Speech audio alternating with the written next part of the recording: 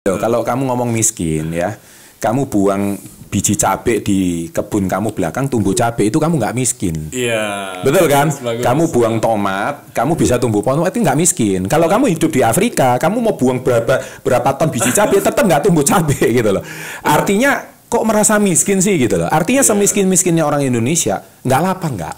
Iya. Nggak bakal lapar. Benar. Itu kita hidup di garis khatulistiwa itu harus tahu gitu. Itu tuh orang harus appreciate banget Indonesia tuh. Iya. Kuat banget gitu. Welcome to Success Before 30 Level Up Podcast. Oke, sahabat entrepreneur, salam hebat luar biasa. Hari ini saya kedatangan tamu yang lagi viral belakangan ini. Soalnya membahas yang menakut-nakuti masyarakat, yaitu tentang resesi. Saya ini sebetulnya udah chatting beliau itu cukup lama. Iya. Gara-gara lu pulang dari podcastnya Densu. Oh iya, itu udah lama. Iya, nah Densu kan partner saya. Ya, di Louvre basketball. Iya, nah, jadi saya kontak, ini anak muda hebat banget ya. Saya lihat beliau wawasannya cukup oke, bahkan pengertiannya makroekonomi juga bagus.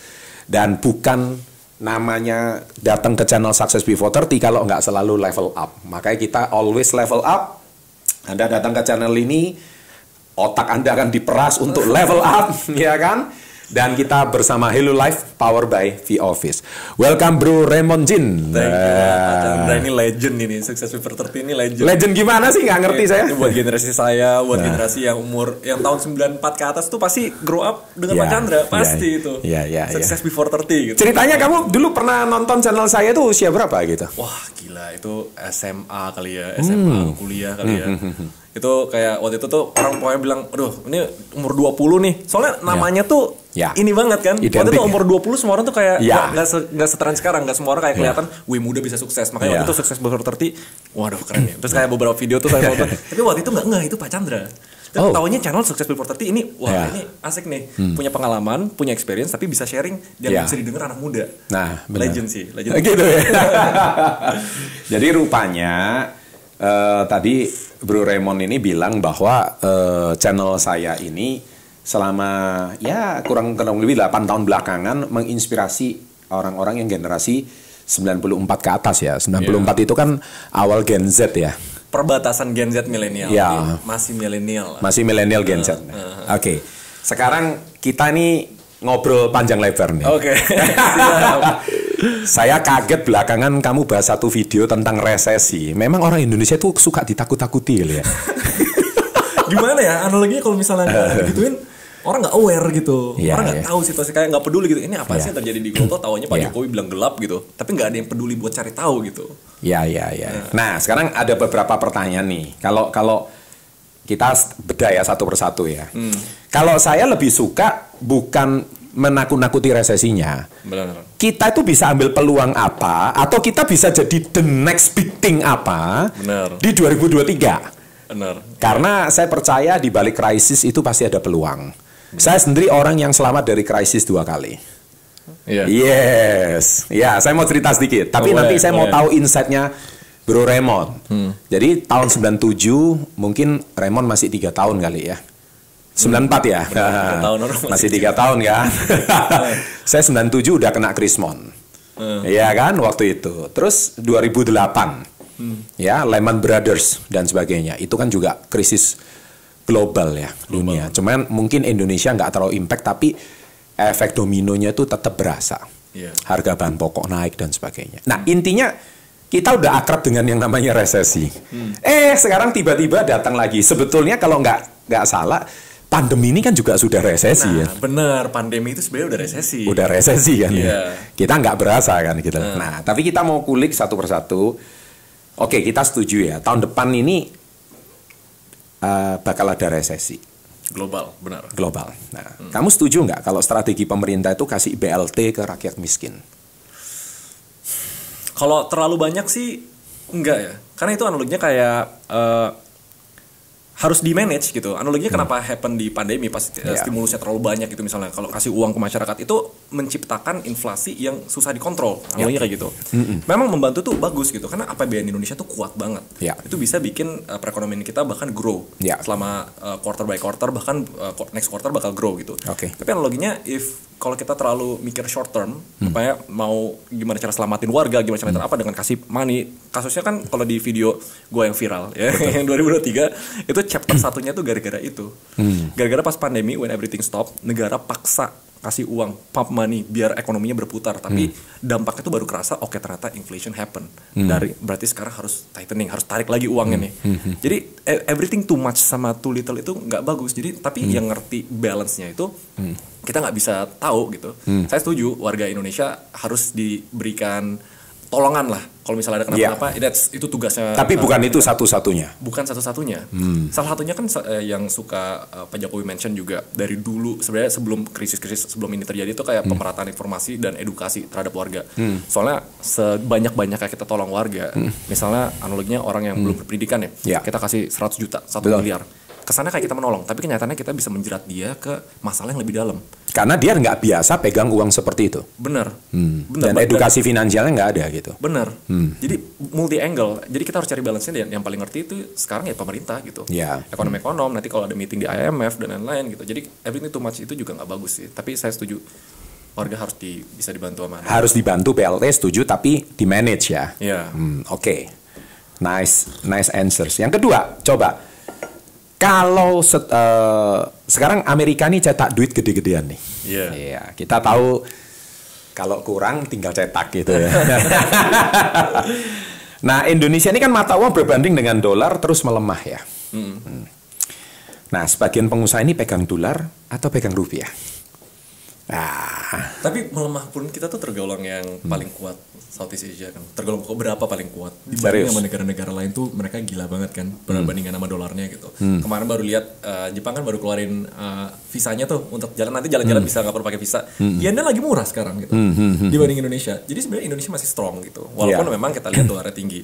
Cuma kalau ditanya pegang atau enggak, itu kan balik strategi masing-masing. Kalau gue pribadi itu hedging itu analoginya biar kayak let's say nilai investment atau kayak nilai mata uang yang asetnya dipegang itu nggak turun, jadi taruh ke beberapa aset yang kira-kira bisa mempertahankan itu atau bahkan naik.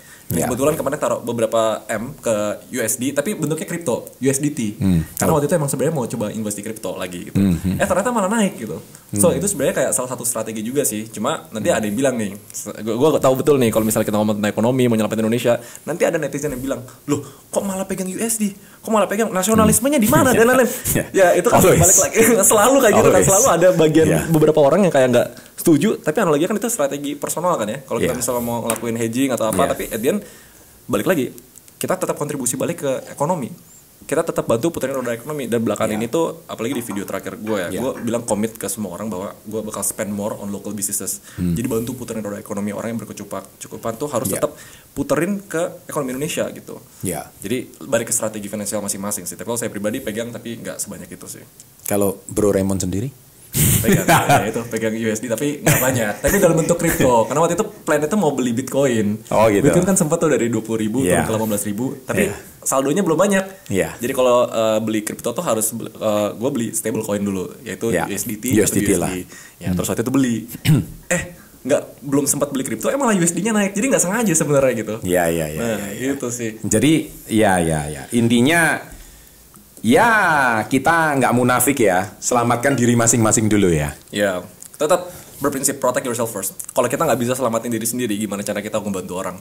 Makanya kan kalau di pesawat, kalau misalnya lagi krisis, disarankan tuh pakai masker oksigennya ke diri sendiri dulu. Jangan ke anaknya gitu. Jadi itu prinsip yang kayak orang tuh mesti pelajarin gitu loh. Walaupun kayak nggak berperi kemanusiaan, nggak rasionalisme gitu. Tapi memang harus ada yang kita strategiin secara personal. Kan namanya personal finance kan. Nah jadi itu sih strateginya.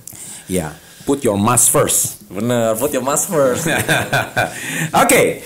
Menarik, ini topik diskusi kita menarik. Nah, terus kalau saya boleh tahu, sebetulnya tadi pertanyaan saya jump out ya, langsung ke topik ya. Sebetulnya ternak uang itu apa sih? Platform untuk beternak uang.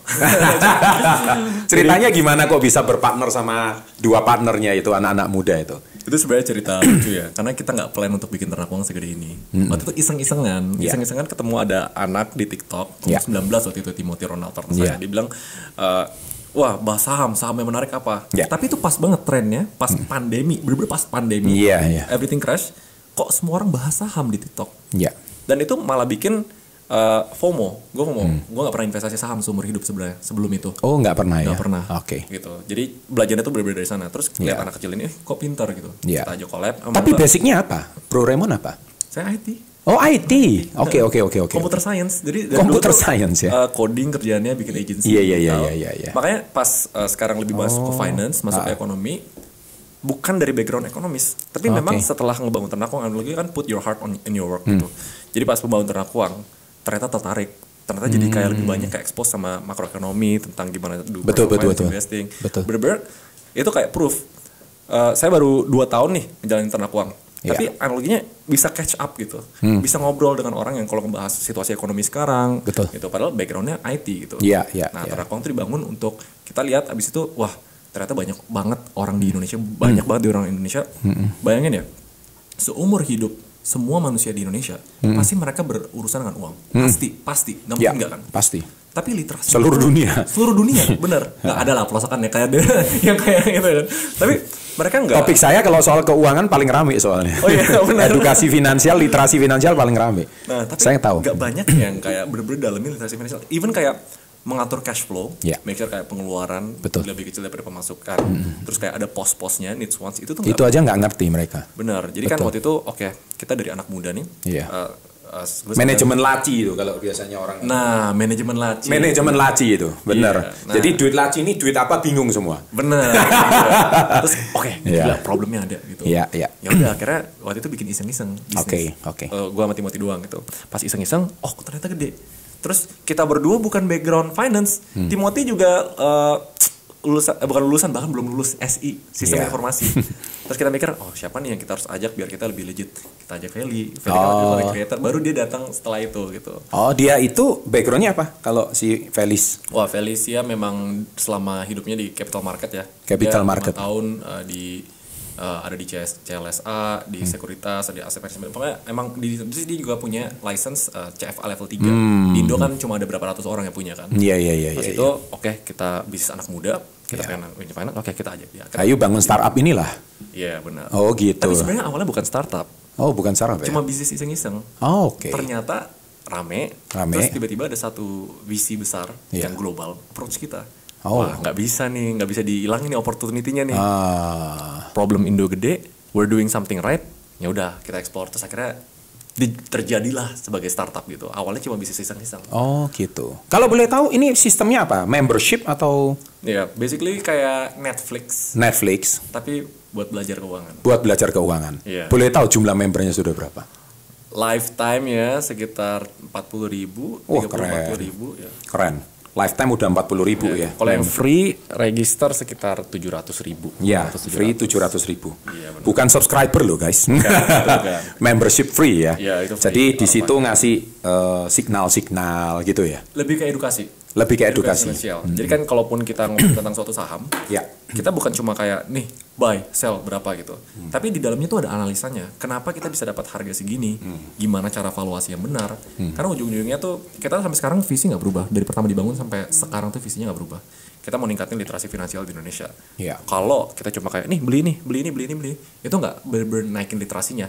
Jadi kita harus responsible dengan semua informasi kita dan semuanya itu sifatnya edukasi gitu. Oke. Soalnya kan sebelum Bro Raymond itu kan concernnya di edukasi. Ini mirip sama channel kami. Concernnya edukasi. Tapi kan banyak influencer yang memang justru nggak ngasih edukasi, ngasih FOMO, ngasih signal. Emiten ini dibeli gitu. Kode kripto ini dibeli. Cilaka lah kau. Aduh, ada beberapa nama yang bisa disenggol tapi jangan ya. Kita nggak bahas di channel ini Tapi intinya kalau di ternak uang nggak bahas itu ya. Nggak. Kita analisa. Tapi rekomendasi emiten ada dong? Nggak rekomendasi juga. Nggak rekomendasi. Kita nggak rekomendasi. Suruh mereka mikir sendiri. Kita kasih informasi. Kita punya pepatah jadi kayak give a man a fish, you feed him for a day. Kasih ikan dia makan sehari. Tapi teach a man how to fish, ajarin cara mancing dia bakal makan seumur hidup. Nah kita fokus gimana cara ajarin orang mancing. Nice. Oke. Gitu. Kayaknya saya pernah didekati ternak uang deh dulu. Oh ya, sama siapa? Nggak tahu saya, tim marketingnya ya. Oh, marketingnya. Nah, soalnya saya ini pernah, karena apa yang Anda sampaikan itu udah saya sampaikan semua. Oh, iya? Di channel Success Before 30. Mantap. Kita mau berapa lama mau ngasih orang makan ikan kan? Iya. Ya, oke, kita lanjut lagi. Jadi kalian kalau nggak ngerti apa yang kita bahas semakin bingung. Jadi tolong kita kembali ke topik-topik saya dahulu, sama Anda silakan subscribe channelnya Raymond Jin. Nanti semakin Anda akan paham apa yang kita bahas diskusikan di sini. Nah, oke, kita kembali ke resesi. Oke, siap. Jadi tadi kita udah paham timelinenya kenapa kok resesi, ternak uang terjadi, beliau melihat opportunity. Nah, kita tahu kalau penyebab resesi itu salah satunya ini Rusia Ukraina. Ya, itu lumayan. Ya, itu cukup dampak. Selain pandemi kita udah setengah mati, Rusia Ukraina, dan nggak lama lagi ini China sama Taiwan ini. saya nggak suka bahas perang sebetulnya. Benar. Tapi kalau kita lihat sejarah, ya, itu zamannya kakeknya kita. Mungkin kalau tahu sejarahnya, saya yakin mereka yang punya negara yang pasti punya kepentingan. Yeah. Tapi secara nggak langsung dampaknya ini kan global. Benar. Ya, suka nggak suka. Benar. Nggak suka. Salah satunya mungkin gas and oil kan.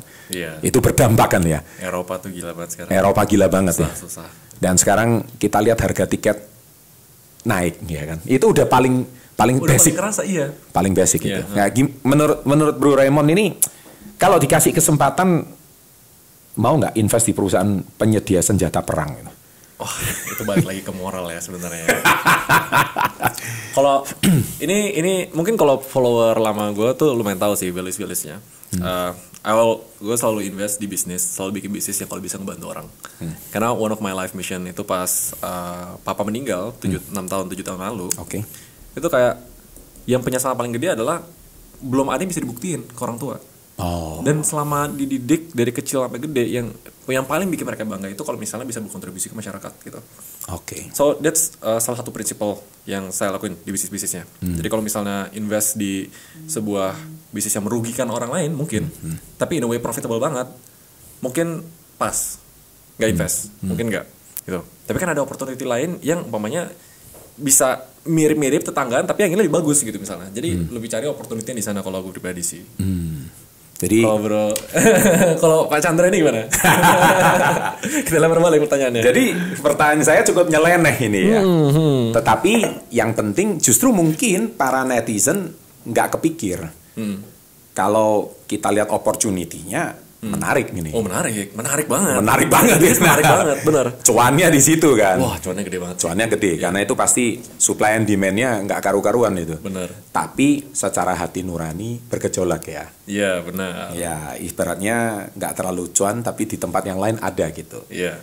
Kalau you tanya sama saya jelas jawab tidak. Saya daging aja nggak makan. Saya ini vegetarian. Oh iya? Iya serius. Kok perang? Wah bagus banget ini. Itu jawaban saya. Oke. Jadi nggak usah dilanjutkan. Siap. Karena saya percaya cuan itu bisa dicari di tempat yang lain. Iya, cuan itu banyak. Nggak perlu kita paksain ke tempat-tempat yang ini kan? Iya. Ini kan pertanyaan ya klise lah ya. Yang terpenting ya who knows gitu loh. Siapa tahu si Bro Raymond mungkin tertarik gitu ya kan. Nah. Oke, kita kembali ke soal perang. Sedampak apa? Yang mungkin sekarang baru kerasa riaknya. Kedepannya itu sedampak apa? Kita cerita soal Ukraina sama ini ke dampak ekonomi. Menurut Bro Raymond gimana? Indo apa global nih? Kita bicara global dulu, terus terakhir baru Indo. Global pasti terdampak banget. Karena Rusia tahu betul, Putin itu ya walaupun ruthless, dia tahu betul, dia nggak mungkin memulai ini kalau dia nggak ada profitnya. Dan Rusia kan punya julukan pom bensin dunia. Banyak banget negara-negara di dunia, kontinen-kontinen di dunia yang bergantung sama oil and gas-nya mereka. Yes. Salah satunya Eropa. Eropa tuh sangat amat bergantung.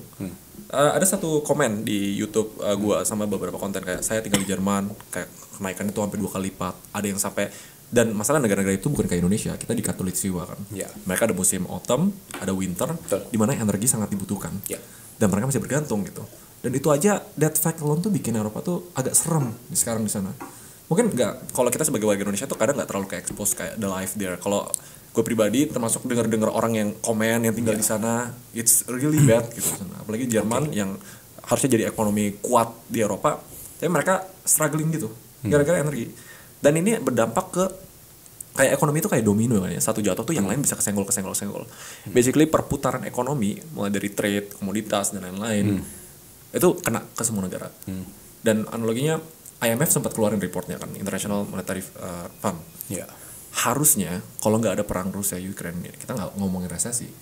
Mereka punya budget yang cukup untuk nolong semua negara dan semuanya tuh bisa survive gitu. Walaupun inflasi gila, tightening gila, tapi mereka nggak expect Rusia Ukraine separah ini gitu misalnya.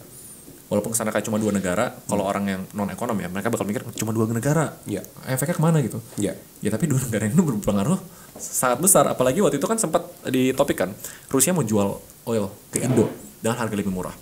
Kalau kebanyakan warga ya jual lah biar harga BBM-nya nggak terlalu naik-naik banget, biar APBN nggak subsidi. Tapi ada sisi lain kayak negara lain, kontinen lain bilang jangan beli atau diboykot gitu misalnya. Lo harus side kita dong, jangan dukung Rusia lo. Tapi ya itu hal-hal kayak gitu kan kayak ada plus minusnya dan kita nggak tahu sebenarnya dampaknya tuh nanti ke depannya apa gitu. Itu kalau Rusia secara global sih udah pasti gila banget, dia makan banyak attention gimana cara solving the problem. Tapi di Indo mungkin yang paling ngerasa ya pertama BBM ya. Tapi kalau yang lain, Indo tuh termasuk negara dengan komoditas yang kuat banget. Kita diuntungkan. Indo tuh diuntungkan di situasi makroekonomi sekarang, di krisis komoditas kita kuat. Kita udah swasembada beras dari 2019, kita nggak bakal punya masalah gede soal pangan gitu loh. Kebanyakan perputaran kebutuhan negara tuh sebenarnya bisa diisi dari negara itu sendiri. Itu yang bikin kita kuat banget. Tapi real sektor sama financial sektor itu nggak bisa kita pisahin. Orang bisa, ya? Kayak sebenarnya kan oke, negara ini mungkin fine-fine aja. Tapi kalau kita ngomong global, ekonomi sekarang sama dulu tuh beda. Sekarang tuh udah integrated. Semuanya tuh kena gitu. Nggak mungkin kayak negara ini misalnya kedampak ya. Kedampak. Misalnya linknya satu sama lain ya. Iya, kita lihat kayak 2008 kayak financial crisis subprime mortgage kan. Harusnya tuh terdampak banget, tapi realnya di Indo nggak terlalu gimana. Tapi kan financial sistemnya juga kacau. Kacau banget. Itu kan gara-gara bubble property itu kan awalnya. Benar, bubble property itu gila banget. Nah, takutnya tuh ini bisa kena ke financial system di Indonesia. Realnya nggak kena, tapi financial kena. Tapi kalau financial kena, let's say exposure masyarakat nih ya ke financial system tuh gede gitu misalnya. Banyak yang rugi gitu misalnya. Banyak yang sampai harus kayak jual apa gitu-gituan. Lama-lama kena dong ke realnya. Mereka punya bisnis, mereka harus keluarin apa, lama-lama kena. Jadi emang orang benar Indonesia tuh kuat. Tapi kita nggak bisa tebak financial marketnya tuh bakal kayak gimana gitu. Dan exposure Indonesia dan warga-warganya tuh segede apa. Jadi dampak Indonesia mungkin itu ya yang paling apparent ya. Nah, jadi solusinya dong. Kalau misalkan kita bicara soal resesi, kita udah bicara soal let's say katakanlah Indonesia cukup kuat dari segi komoditas dan sebagainya. Terus solusinya gimana? Soalnya ini sudah mulai agak terjadi kepanikan karena yang ngomong ini RI 1 ini. Iya, makanya. Gue juga baru pertama kali kompor lagi sama Remoncin lagi. Ini sudah ini. Jujur gue nggak expect itu viral. Nggak expect ya? Nggak expect. Karena waktu itu tuh lagi di Surabaya, ya, lagi pembicara di sana. Terus lagi ada break. Pak Hermanto kan? Ya, kemarin Idea Cloud ya. Terus habis itu kayak, ini pada ngomongin Pak Jokowi gelap, tapi nggak ada yang tahu. Oh ya udah deh, bikin story-nya biar orang tuh tahu kenapa Pak Jokowi bilang gelap secara global kan. Ternyata viral. Gitu. Dan yang salah adalah audiens itu, video itu tuh sebenarnya nggak demand untuk semua audiens gitu loh. Kayak pegang cash erat-erat, harus kayak simpen aset liquid dan lain-lain. Karena kita nggak bisa kayak bikin satu konten tuh cocok buat semua audiens gitu. Nggak bisa. Tapi general advice-nya kalau sekarang kayak solusinya, kita fokus diri sendiri dulu. Mungkin ini saat yang tepat kan, kita udah dapat urgensinya nih. Wah, benerin finance-nya. Di review semuanya dari piramida keuangan, cash flow, aset liabilitas, dihitung proteksi, investasinya dan lain-lain. Setiap orang beda-beda. Tapi at the same time, gue di cancel netizen. Gue bilang lagi nih, netizen dilawan. Apalagi penontonnya penonton dangdut kali. Wah, kacau ini jadinya nih. Iya, dia bilang kayak gini. Waduh, sarannya untuk kayak jaga uang dan lain-lain. Harusnya nggak resesi, lu yang bikin resesi bro gitu. Bilang, lu yang bikin warga nggak mau keluarin duit gitu. Nah, dalam satu sisi ada sorry. Ini netizen yang nggak nyampe atau salah menafsirkan Anda punya maksud ya? Kalau menurut gue salah menafsirkan. Karena kalau lihat dari analytics-nya kan, semua konten 98 sampai 99% orang tuh merasa terbantu. Tapi memang ada 1% ini yang salah gitu kan. It's always the case with all content kan. Oh, biasa itu. Always. Jadi kan mereka bilang, Oke, ada benernya gitu misalnya. Dan sekarang udah bikin video baru solusinya. Kita tetap harus kontribusi ke roda ekonomi. Ada beberapa orang bilang kayak, alah influencer abal-abal, suruh orang jaga, lu harus suruh mereka spend. Tapi enggak juga. Enggak semua bisa disarankan. Kalau misalnya kalangan bawah, kalangan berjuang, the same advice applies. Kayak harus jaga finances-nya, jangan keluarin duit sia-sia, jangan pikirin benerin semuanya. Yang middle kan yang paling bahaya. Sebenarnya kan kalau menurut gue pribadi, sebuah negara kemajuannya atau enggak, itu lihat dari middle class-nya. Middle class-nya. Middle class itu. Indonesia berapa persen ya? Wah lupa deh. Tapi harusnya kemarin sebelum pandemi itu dia tipping point. Tipping point ya. Untuk bisa bikin middle class-nya tuh thriving. Karena middle tuh ada di atas 40% ada nggak?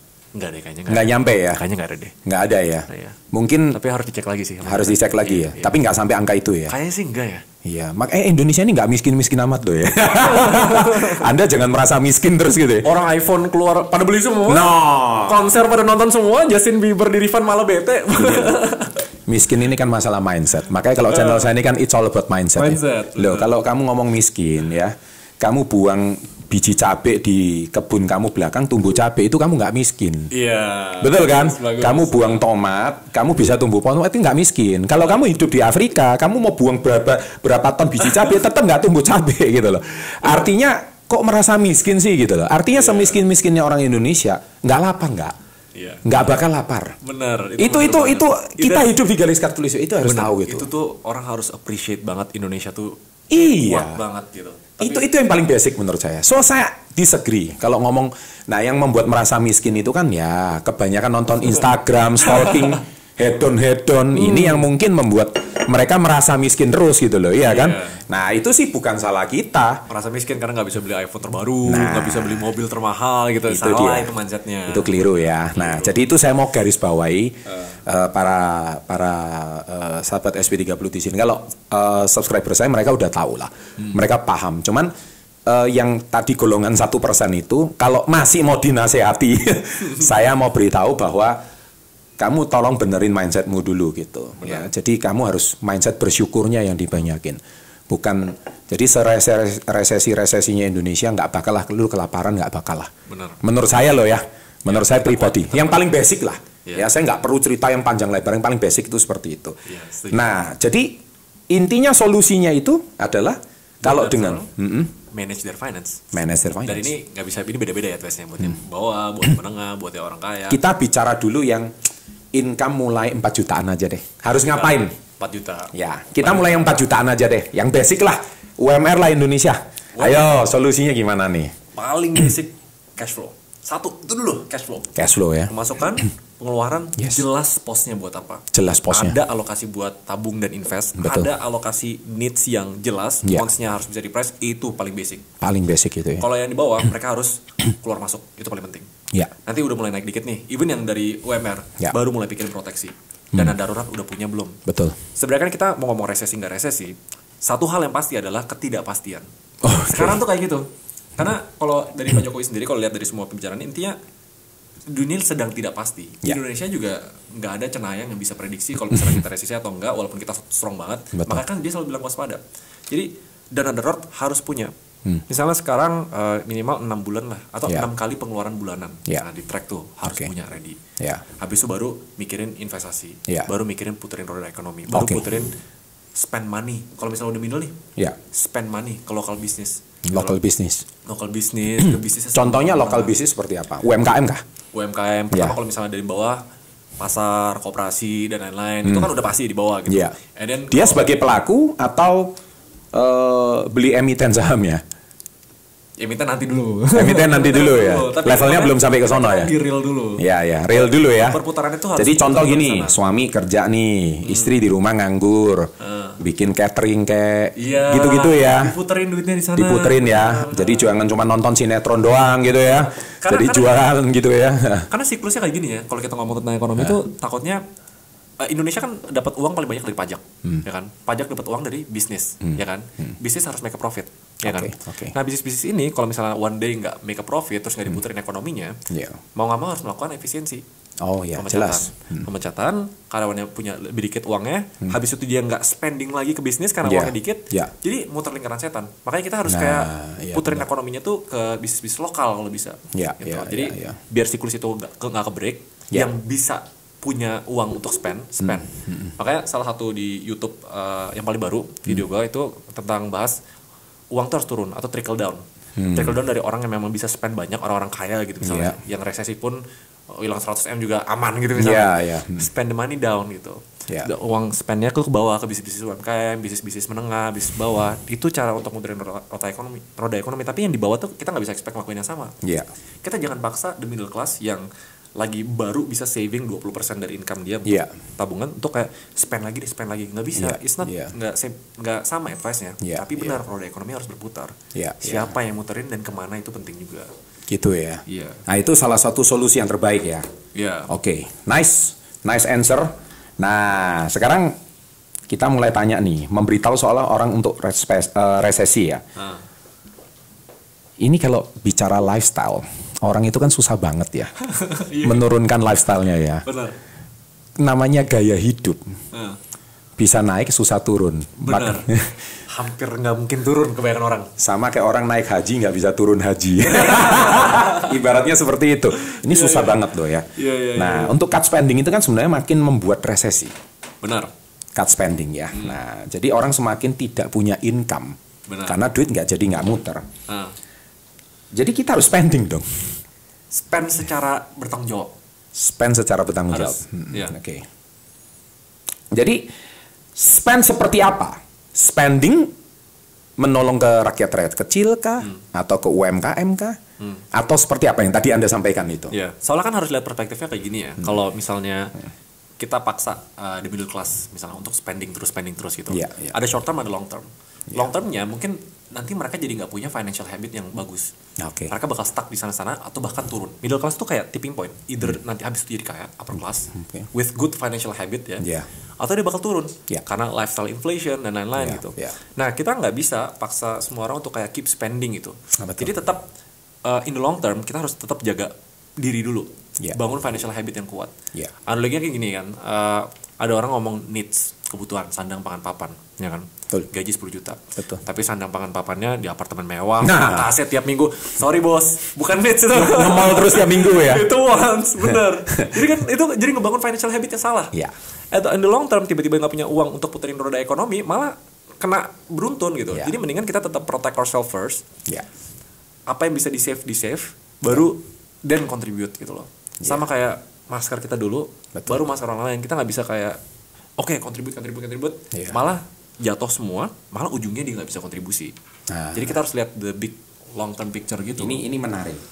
Kalau saya ini kan udah membahas edukasi finansial lebih dari 8 tahun ya. Ini yang menarik. Salah satu konten saya yang booming itu sampai hampir berapa ya, 8 juta view kalau nggak salah. Itu 3 cara menabung. Mereka tahu menabung itu penting. Mereka tahu. But they cannot make it. Mereka nggak bisa. Mereka tahu itu penting. Tapi mereka nggak bisa. Alasannya banyak macam. Selalu yang ngomong, baru tabung 2 bulan, kepake lagi uangnya. Baru nanti kepake 6 bulan, kepake lagi uangnya. Sempat viral waktu awal-awal pandemi. Itu kan ada supir Gojek tuh yang nangis-nangis. Karena di lockdown di mana-mana waktu itu kan, zamannya masih bukan PPKM waktu itu, awalnya apa? PSBB ya. PSBB ya. Nah itu kan teriak-teriak karena nggak ada pemasukan, anaknya sekian. Nah terus debat tuh di kolom komen saya. Debatnya itu adalah, makanya subscribe channel SB30 katanya. Kalau kamu udah tahu edukasi finansial dari dulu, kamu punya tabungan dana darurat 6 bulan, minimal kamu nggak teriak kayak sekarang. Bener. Harusnya ya. Tapi they cannot make it. They cannot make it. Makanya saya bilang manajemen laci itu tadi. Mereka sekali lagi, mereka ini gimana ya? Nggak punya financial habit. Kalau zaman dulu kecil, saya loh ya, nggak tahu zamannya Bro Raymond ya. Taruh duit itu masuk di celengan. Tanah liat itu loh. Kalau butuh baru dikepruk, dipecah, terus baru diambil duitnya. Tapi itu kan nggak bisa diambil, harus dipecahin. Harus dipecahin kan. Mau pecahin itu kan sayang kan, kalau nggak kepepet banget kan. Itu sebenarnya memupuk mindset kita, tahu nggak? Untuk kita tuh jangan memudahkan sesuatu uang dari tabungan kita. Benar. Iya kan, membuka. Nah, pertanyaannya adalah mereka tuh punya nggak gitu loh. Kita ngomong mostly ya. Lebih dari menurut saya 70-80%. Yang mana mereka kesentil dengan konten itu, mereka sadar dengan konten itu, tapi they cannot make it. Mereka nggak bisa. Benar. So kita ngomong yang basic ini dulu. Dan cilakanya, mereka ini income dari 4 juta naik ke 10 juta. Nggak selesai masalah mereka. Itu dia.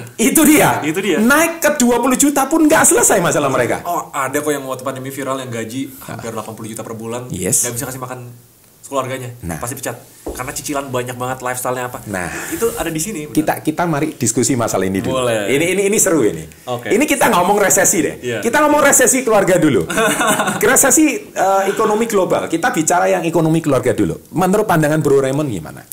Sebenarnya kita pedang bermata dua sekarang di generasi sekarang kan. Teknologi itu memudahkan tapi menyusahkan. Memudahkan itu akses dalam semuanya gitu. Jadi gampang gitu. Tapi untung gue tinggal di perbatasan di mana teknologi itu belum mainstream terus mainstream. Jadi lu tuh tahu tuh strateginya, misalnya dulu kan cash kebanyakan, ya kan. Jadi ya jangan taruh banyak cash di sana. Tapi sekarang teknologi nggak bisa digituin kan. Teknologi memudahkan kita untuk semuanya. Termasuk yang harusnya kita simpen kita tarik. Dulu beli reksadana, beli apa? Harus ke bank. Minimal 10 juta dicairinnya susah gitu. Ya kan? Nah sekarang jadi gampang. Jadi itu pendapat kedua. Makanya dari tadi kita bahas financial habit, bukan financial strategy, bukan financial action. Karena itu cuma short term. Habit itu kan sesuatu yang harus dibangun secara konsisten. Karena resesi akan lewat, tapi habit ini long last. Benar. Betul kan? Benar. Sama kayak pas pandemi semua orang nggak peduli tentang kesehatan. Sekarang orang lebih aware gitu dan kebangun habitnya. Nah, cara ngebangun habit itu ada 2 proses. Pertama, memang dia harus terpapar informasi terus, ini namanya outbound. Ya, terpapar informasi terus yang bikin dia mau konsisten. Misalnya kayak kalau nge-gym nih ada temen terus ya kayak nge-gym atau nonton di YouTube atau apa jadi informasi. Itu tugas kita sebagai orang yang menyediakan konten. Biar selalu ingetin terus gitu. Tapi nggak bakal tembus kalau dia sendiri nggak punya kesadaran pribadi. Kesadaran pribadi kita harus lihat dari beberapa motivasi intrinsik dari seorang manusia. Ada banyak. Tapi salah satunya tuh sebenarnya yang paling kuat itu fear. Secara psikologi ya, salah satu motivator pribadi yang paling kuat itu fear. Fear, misalnya kayak pepet atau apalah, itu yang bikin kita tiba-tiba kita mau ngelakuin hal yang kita nggak biasa lakuin. Mau keluar dari comfort zone itu. Tapi ada juga yang lain, misalnya dari segi mau emotions lain, misalnya love, misalnya dari segi pengen prove yourself, dari pride dan lain-lain. Nah, yang susah itu kita nggak bisa tebak kan. Tiap orang tuh punya intrinsic motivation apa. Jadi kan fokus ke apa yang kita bisa kontrol, yaitu keep reminding people, bikin konten terus. Hopefully one day konten itu dan situasi ini walaupun sebenarnya banyak yang cancel tentang 2023 tapi gue tetap berpegang teguh dengan apa yang gue lakuin. Karena this creates the urgency. Konten ini bakal lebih masuk. Mereka bakal lebih merasa. Nah kalau mereka punya urgency-nya, bahkan sekarang lagi fine-fine aja, mereka bakal siap nanti kalau misalnya terjadi yang nggak fine-fine aja. So tetap ada 2, yang eksternal sama internal. Tapi balik lagi, internalnya kita nggak bisa kontrol. Dia harus dengan sendirinya punya motivasi internal untuk ngebangun habit itu. Kalau nggak, there's nothing we can do. Literally nothing. Kecuali kita benar-benar datang satu-satu, gandeng terus kita bantu gitu, tapi tetap aja kalau ada emang dia nggak mau secara personal, dia nggak bakal berubah gitu.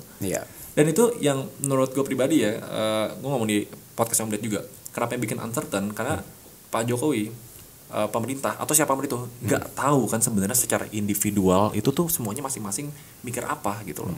Jadi banyak uncertainty di sana yang ujungnya bisa kayak masuk this one big problem atau solution gitu. Jadi yang ini ya tugas kita untuk lihat konten, ingetin, tapi balik lagi ke mereka. Harus kebangun habitnya. Nah itu sih nggak bisa Saya rasa dari tadi kita muter-muter jawabannya kembali ke mindset mereka sendiri. Ke mindset sendiri. Tapi bersyukurnya gini, kalau yang nonton video ini, at least udah punya mindset yang jauh level up.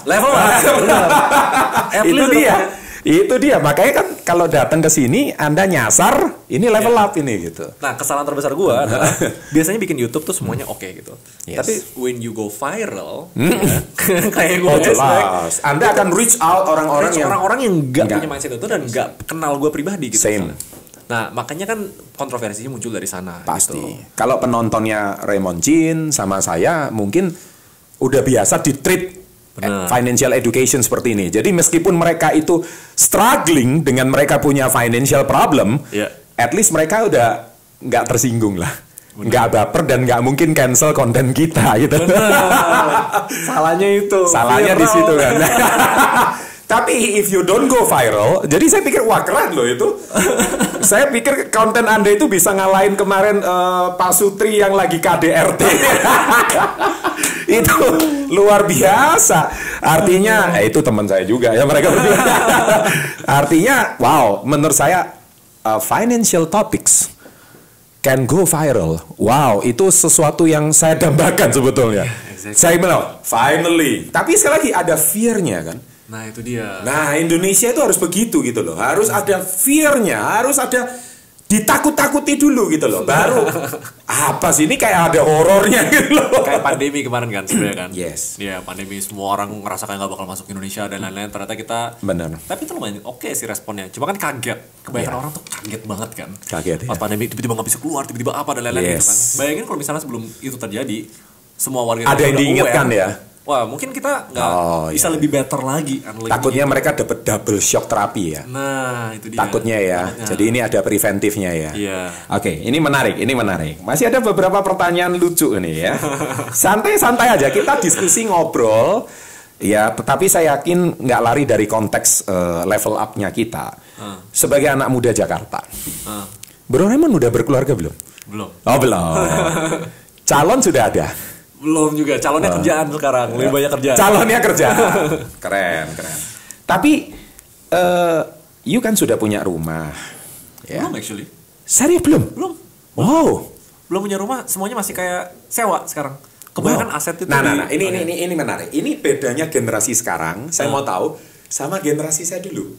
Nah, kalau generasi saya dulu, kita ini dididik harus punya rumah pertama. Gitu. Benar kan? Iya. Nah, rasa. Nah, sekarang kenapa Bro Raymond nggak mau punya rumah? Oke, kita mau tahu menyelami cara berpikirnya anak-anak sekarang. Oke, pertama di Indonesia kalau menurut saya pribadi dengan harga rumah sekarang, yield beli dan sewanya itu tuh nggak make sense. Kalau menurut gue pribadi, yieldnya nggak make sense ya. Jadi gue pernah hitung sih, kalau misalnya beli rumah full ya. Dengan KPR misalnya 20 tahun lah gitu, kayak mayoritas orang Indo gitu. Terus dibanding dengan kalau sewa rumah yang sama gitu. Ya kan? Terus lihat, walaupun yang sewa itu hilang, terus yang ini bakal punya rumah ujung-ujungnya. Selisihnya kan ada kan? Ya kan? Nah, selisih itu gue hitung. Anggap rumahnya pun naik harganya 2 kali lipat selama 20 tahun. Tapi kalau selisihnya itu konsisten, gue punya habit yang bagus untuk taruh ke instrumen finansial yang lain. Ujungnya lebih cuan. Kalau gue pribadi. Tapi nggak semua orang bisa di-advise sama kan. Nanti kalau buat mayoritas orang selisihnya malah dipakai healing. Mendingan beli rumah kalau gitu daripada lu kontrak dipakai healing. Kalau gue berikan kan konsisten ya. Nangkep saya. Taruh di investasi dan lain-lain. Sebenarnya it's a game of numbers gitu lah. Saya kalau ya sebenarnya itu doang sih. Tapi one day pengen punya rumah. Nanti. Dan beli rumahnya mungkin dari passive income kali ya. Nah, mungkin ya, atau dari pembagian dividen dari emitennya gitu ya. Sehingga nggak pusing gitu ya. Gitu cara berpikirnya sekarang. Gitu ya. Wah, keren. Ini. Tapi sekali lagi Anda harus punya effort kayak Raymond Jin ya. Tapi artinya nggak kepinginkah suatu hari mungkin benar-benar punya properti pribadi atas nama pribadi gitu? Oh, pengen ya. Pasti pengen ya. Mungkin ya sekarang Papa udah almarhum ya. Benar. Udah almarhum. Kalau boleh tahu sakit apa ya? DBD waktu itu. Demam berdarah. Ya, kerja di waktu itu lagi di Malaysia. Gitu. Kasihan. DBD, lambat ditangani ya. Waduh. Ke otak duluan. Nah, itu dia bahaya ya. Iya. Ya, turut deep condolence ya. Oke. Sama, ayah saya juga barusan meninggal 1 bulan yang lalu. Tapi ayah saya kan udah tua ya masalahnya. Waktu itu Papa usia berapa ya? Sebenarnya usia Papa waktu itu udah lumayan tua juga sih, sekitar 62, 63. 62. Ya, sekitar segitu. Tapi tubuhnya udah fisik nggak bagus sudah. Sebenarnya sehat. Cuma kebetulan aja karena DBD itu lambat ditanganinya. Pas udah datang ke Malaysia waktu itu udah di posisi koma. Waduh. Jadi udah nggak ngobrol gitu sebenarnya. Gitu. Berarti dia udah dead brain ya? Iya. Otaknya udah mati ya. Oke. Ya, sekarang kita lanjut ke pertanyaan. Nah, kita bicara kalaupun ini pertanyaan lucu ini. Ini kan sekarang lagi isu rame ibu kota mau pindah ini. Ya, IKN ya. Iya, benar IKN. Ya. Nusantara. Nah, kalau one day Anda mau punya properti pertama, mau punya di Balikpapan IKN itu kah, atau mau punya yang di Jakarta? Oke. Sederhana aja, sederhana. Tergantung tujuan propertinya apa. Kalau misalnya sebagai investment, masih IKN. IKN? Ujung-ujung gitu, tanah, habis itu yang kayak, ya kalau sebagai investment. Tapi kalau ditinggali, nggak tahu sih sebenarnya kayak hidup tuh bakal bawa kemana kan nggak tahu kan ya. Tahu-tahu nanti kebanyakan kerjaan malah bukan di Jakarta gitu misalnya. Mau tahu-tahu kerjaan malah kebanyakan di mana gitu. So I value my time a lot. Jadi kalau pilih tempat itu bukan tentang kayak prime atau gimana, tapi yang paling memudahkan untuk melakukan hal sehari-hari gitu. Because you can work everywhere, right? Nah, iya kan sekarang kan pas pandemi sekarang udah mulai nih ditarik-tarik udah mulai harus kemana-mana gitu. Tapi kalau di IKN misalkan internetnya sebagus Jakarta kan, pekerjaan kayak kalian kan harusnya boleh kan gitu. Boleh secara kerjaan, tapi kita kan lose the touch gitu, apalagi kalau misalnya kerjaan temen semuanya masih di Jakarta semua. I still pengen ngerasa deket lah, pengen ngerasa beda lah kalau misalnya kita ngobrol berdua lagi in person dibanding kalau misalnya lagi di Zoom gitu. Dapat vibe-nya. Balik lagi kalau buat tinggal sekarang mungkin masih di Jakarta. Masih Jakarta. Atau mentok-mentok BSD gitu misalnya. BSD. Kurang lebih kayak gitu ya. Tapi kalau buat investment Jakarta ya mungkin BSD masih oke. Jakarta udah mahal. Karena seperti Bu Sri Mulyani bilang, generasi milenial sudah hampir nggak bisa beli rumah di kota metropolis. Benar. Itu benar loh. Harganya naik terus tapi gajinya nggak ikut naik. Pengeluaran lebih banyak naik. Itu healing. Iya, tapi kayaknya bukan cuma terjadi di Jakarta sih. Gimana? Seluruh dunia. Kita lihat di Shanghai aja propertinya harganya berapa. Ya, di Hong Kong aja berapa. Saya pikir ada yang tanah tuh 1 meter di Hong Kong harganya berapa ya? Kalau nggak salah 400 juta atau berapa? Aduh gila, 1 meter doang. Lu berdiri doang. 400 juta. Gimana lu bisa beli itu? Itu Hong Kong. Wow. Alasannya mereka ya tanahnya nggak bertumbuh. Tanahnya ya cuman di sana-sana doang. Benar. Jadi mereka solusinya gimana? Mereka bikin apartemen nggak ada itu, terus kemudian 40 tahun kemudian diambrukin lagi apartemennya, di-renew lagi, dijual lebih mahal lagi. Oh my god, di Singapura juga udah terjadi. Singapura gitu, benar. Wow, ya, that's why ya. Tapi untuk kemampuan Raymond Chin sekarang dengan cara sudut pandang seperti itu, fine aja sih. Siapa tahu ada emiten yang bom meledak gitu ya, capital gain-nya naik berpuluh-puluh kali lipat. Wah, langsung hajar rumah. Iya, mungkin masuk akal. Oke. Sekarang ini sebagai anak muda ya. Kamu lihat ini anak muda nih, sudut pandang anak muda. Siap. Ini kan kita mau masuk tahun politik nih. Ini lagi panas-panasnya nih. Ya, ini genderang perang udah mulai. Pas banget lagi 2023. Ya kan kita nggak bicara 2024 loh. Itu udah titik terakhirnya. Tapi 2023 ini udah panas. Sekarang aja udah mulai. Iya, benar. Isu-isu udah mulai dikembangkan. Padahal ini, sekarang sebagai anak muda kamu lihat politik di Indonesia saat ini seperti apa? Sebenarnya kalau ngomong politik ya mungkin gue bukan orang tepat. Soalnya gue lebih ke, soalnya kalau misalnya sesuatu yang kita nggak bisa kontrol atau kayak kebanyakan orang kayak kita ngomong Indonesia ya, warga muda itu punya suara karena sosial media itu lebih marak gitu kan. Dan banyak orang yang komplain hal ini hal itu gitu misalnya. Ada hal-hal yang memang kita bisa sampaikan, tapi kalau misalnya kita cuma fokus ke sana doang dan kita nggak create solusi buat diri sendiri, sama aja bohong gitu. So kalau politik sebenarnya approach-nya kayak gini, sekarang belum ada pro atau kemana-mana gitu. Pengen lihat gitu loh, nanti yang maju atau siapa yang nanti ngomong promise apa, pengen lihat track record-nya apa. Intinya kalau interest-nya tuh kelihatan genuine untuk membantu Indonesia, bukan cuma sekedar untuk menang, I will vote on that guy gitu. At the end, menurut gue pribadi ya, kayak tugas utama dari semua negara itu gimana cara bikin warganya sejahtera. Dan itu nggak bakal jauh dari pemerintahan sekarang gitu. Jadi kalau gue pribadi bakal kelihatan sih dari orang-orangnya kayak siapa yang genuine, punya program-program yang bagus dan punya bisa dipercaya dan lain-lain. Tapi ya pada umumnya politik gue selalu netral ya. Intinya lihat siapa yang emang punya interest terbaik untuk Indonesia gitu ya. Nah, kalau Pak Jokowi gue suka karena bisa proven track record menurut gue pribadi gitu misalnya. Dari cara penyampaiannya dan appeal-nya ke anak muda itu dapat. Cuman nggak bisa jabat lagi sudah. Nah itu dia. Hopefully yang selanjutnya juga bisa. Atau Anda termasuk yang suruh mencalonkan 3 periode. Netral. Oke, nice. Gak apa-apa, dilewatin aja. Nah ini last question about our Level Up podcast ya. Menurutmu skill apa yang harus dimiliki anak muda sekarang sampai 2030? So saya nggak bicara 2023 lagi. 2023 udah kemarin udah lewat. Maksudnya kontennya udah booming. Sekarang yang kalau saya lebih mikir what next? Sampai 2030. Jadi jangan cuma ditakut-takutin dong. Benar. Tapi kita harus ada solusi, terus what next? Terus kalau sudah nasi udah jadi bubur, terus mau ngapain? Benar. Mau nangis Bombay seumur hidup kan nggak mungkin. What next? Nah, jadi apa sarannya Raymond Jin?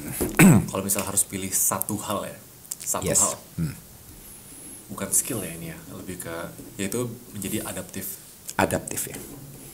Kita bakal lihat di beberapa tahun ke depan tuh perubahan Cepet banget ya. Bakal cepet banget. Teknologi, ekonomi. Dari zamanmu SMP aja ke sekarang perubahannya berapa? Cepet banget. Siapa yang dulu ngira content creator bisa jadi profesi? Lama kayak gitu. Betul. Dan nanti juga diprediksi bakal ada banyak banget pekerjaan baru yang sekarang kita tuh nggak kepikiran apa. Nah itu Tapi dia. pekerjaan lama bakal ada yang hilang juga. Ya. Diganti sama industri 4.0, automation, Betul. dan lain-lain gitu. Betul. Nah, tetap skill nomor satu yang orang harus punya itu become adaptive.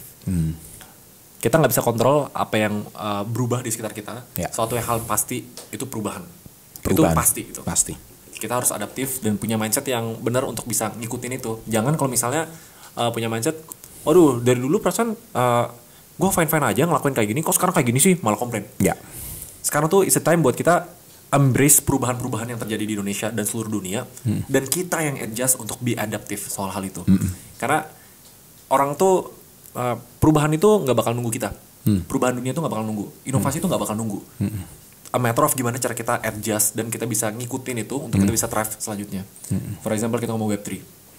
Ya kan kita nggak tahu Web3 atau Metaverse itu bakal happen itu apa. Soalnya kan Seperti apa kita nggak akan tahu. Kalau saham metanya turun, Facebook turun gitu. Kita nggak tahu gitu. Tapi beberapa teman gue yang dari engineer biasa belajar jadi blockchain engineer yang sangat dicari-cari, dia bisa gajinya ratusan juta per bulan dengan kerja cuma 3 kali seminggu. Dan itu hal-hal yang dia lakuin tanpa dia suruh. Karena dia memprediksi aja. Tapi bisa aja terjadi misalnya, Web3 nggak happen, Metaverse nggak happen. Tiba-tiba dia kehilangan kerjaan. Bisa jadi. So, kita harus punya mindset, embrace perubahan. Jangan beranggap bahwa ini works, ini bakal works selamanya. Ini situasinya begini dan ini bakal gini selamanya. Sebagai anak muda, gue rasa itu salah satu aspek yang paling penting ditambah dengan mindset level up. Dengan mindset level up, dengan mindset belajar, nonton konten-konten kayak gini. It's the most important thing. Apalagi buat anak muda yang nanti bakal jadi bonus demografi untuk bikin Indonesia jadi ekonomi terkuat. Luar biasa. Ini saya rasa satu nasihat yang sangat positif. Dan tentunya anak-anak muda yang mendengarkan ini jangan cuman wow keren, saya nggak mau itu gitu. Tapi apa yang Anda bisa dapatkan dari video kita kali ini dan Anda bisa terapkan dalam hidup kalian. Dan saya selalu berprinsip mendengar sama mengalami itu dua hal yang berbeda. Kalau kita mendengar keren gitu, mendengar Raymond Jin keren gitu. Tapi kamu ngalami sendiri deh. Harus dilakuin akhirnya. Harus ngalamin sendiri. Bener. Contoh, kehilangan ayah sedih, tapi ayahnya masih lengkap. Kalau kamu pernah mengalami kehilangan ayah sendiri, itu feel-nya tuh beda. Gitu. It changed my life. Change your life, right? Nah, itu titik turning point kamu kan salah satunya. Nah, itu dia. Di usia berapa waktu itu? 21. Nah, sama kayak saya waktu kehilangan mama saya. Waduh. Saya kehilangan mama saya seusia umur itu. Umur segitu juga? Sama, segitu juga. Dan saya belum punya pegangan apa-apa. Kuliah masih belum selesai. Iya kan? Dan mama salah satunya tonggak ekonomi keluarga. Itu change their life. Wah, gila sih itu. Mana bisa teman-teman seusianya yang nasehati.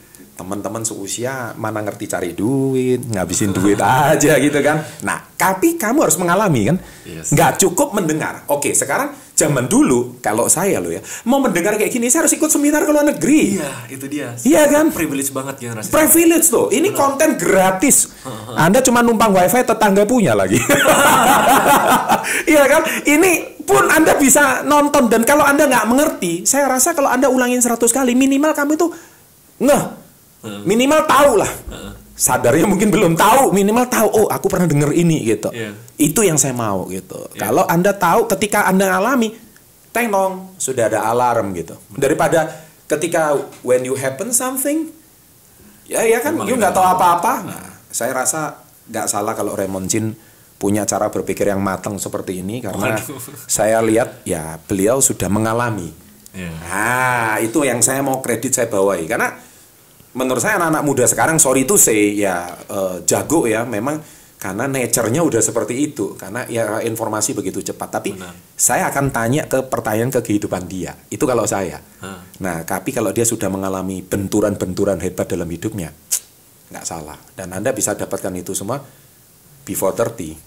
Nah, iya kan? Karena saya belum sukses lah kalau saya pribadi. Enggak juga lah. Loh, sukses yang saya maksud itu jangan kaget loh ya. Sukses yang saya maksud itu bukan rich before 30 loh. Karena rich itu is just one of the part of success. Sukses itu ada 8 kalau saya. Ya, jadi kamu sehat. Kamu punya keluarga yang bahagia. Loh, banyak loh anak muda 30 tahun nggak punya anak loh. Loh, serius tuh? Iya kan? Makanya kamu yang hari ini menikah punya anak langsung 3 ya.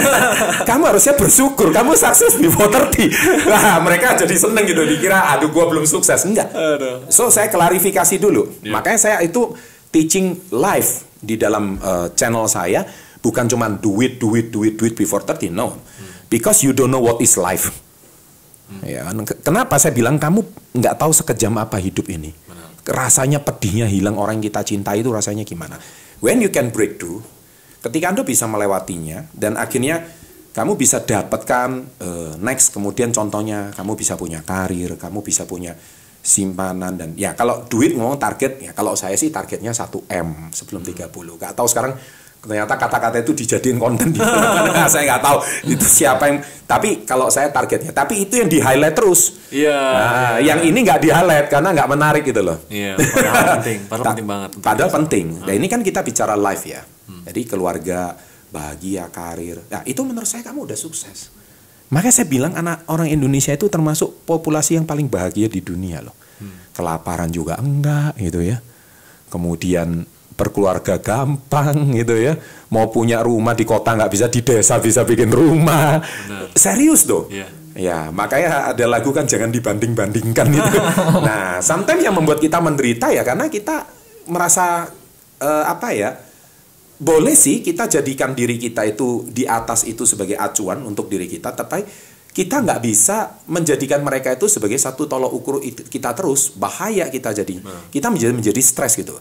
Nah, saya selalu tekankan anak-anak muda harus balance. Work-life balance itu penting. Melihat yang ke atas untuk memotivasi diri harus. Tapi kalau kita lihat ke bawah terus untuk pembenaran diri juga nggak benar. Nah, makanya harus belajar dari Raymond Chin ya. Oke, nah sekarang saya ada pertanyaan-pertanyaan cepat seru-seruan. Ya, oke ini kuis. Nggak boleh tanya mengapa. Tinggal jawab. Oke. Ya. Yang pertama, emas atau properti? Properti. Oke. Good. 2. Properti atau saham? Saham. Oke. 3.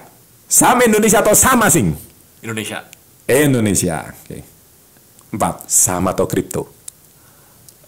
Saham. Takut salah ngomong dia. 5. Rolex atau NFT? Rolex. 6.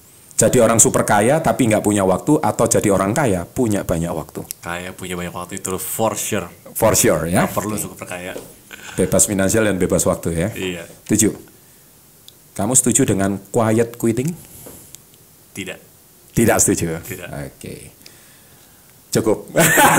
Tepuk tangan. Thank you banget. Luar biasa. Sebuah kehormatan. Ya, Bro Raymond, thank you banget hari ini udah mampir ke Level Up. Saya rasa Success Before 30 yang tokoh kali ini yang datang cukup kompeten untuk.